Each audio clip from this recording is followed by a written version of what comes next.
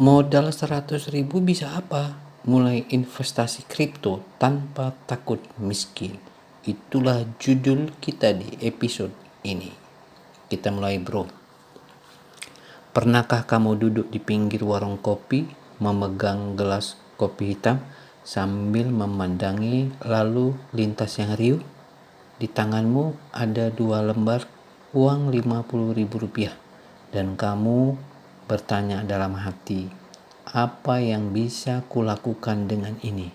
Cuma cukup buat makan 2 kali atau jajan yang tak akan kuingat seminggu lagi.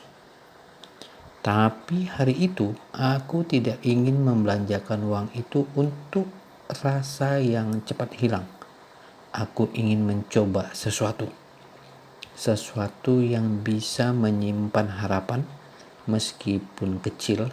Aku membuka dompet digital dan di sana aku membeli aset kripto pertamaku, bukan karena ingin cepat kaya, tapi karena ingin belajar, karena ingin tumbuh.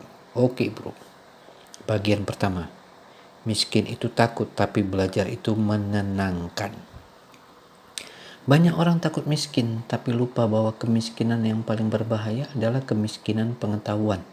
Modal 100.000 bukan tentang jumlah, tapi tentang keberanian untuk menyisihkan sebagian kecil dari kenyamanan hari ini demi peluang di hari esok.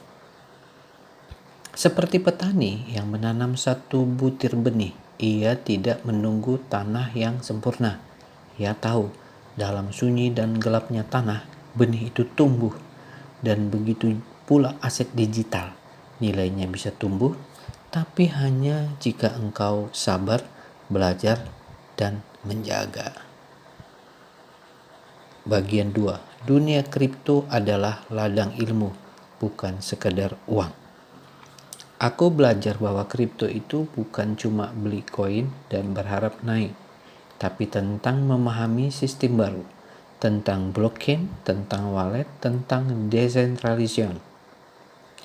Aku mulai ikut komunitas, nonton video edukasi, baca white paper token. Semua itu gratis, tapi nilainya sangat mahal.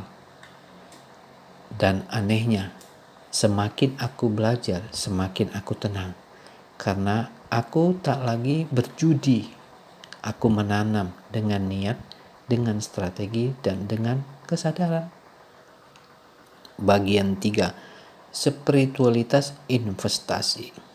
Dalam agama, kita diajarkan untuk tidak rakus, untuk tidak menumpuk tanpa makna.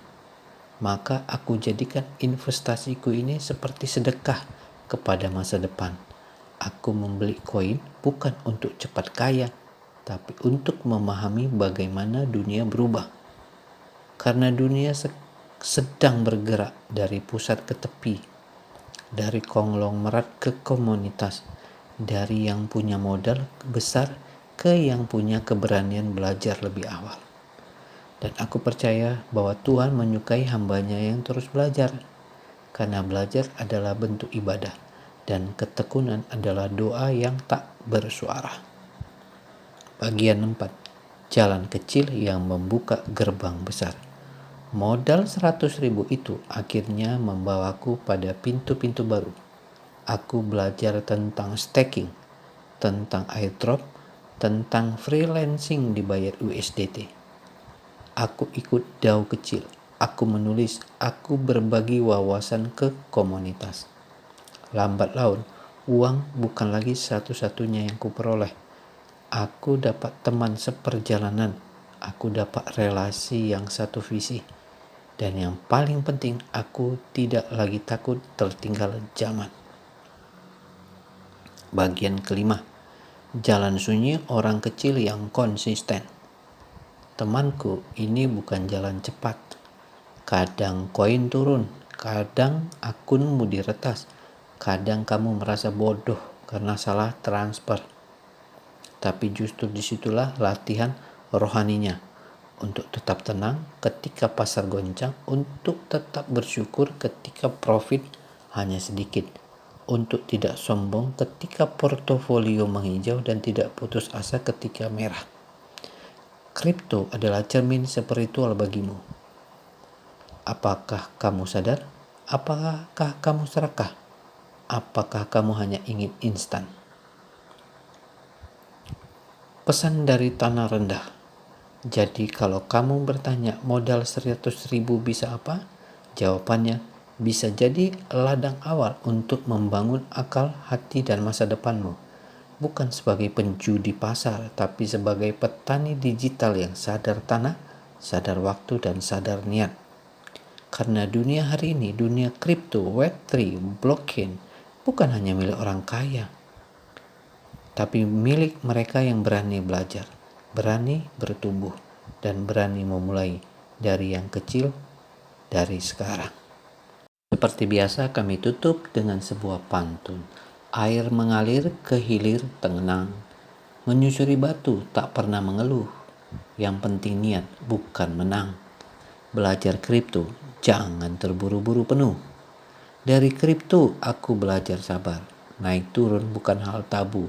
Ilmu dan tekad jadi pelindung akbar. Modal kecil semangat 1000. Ahoy, sampai ketemu di episode berikutnya. Jangan lupa like, komen, dan subscribe.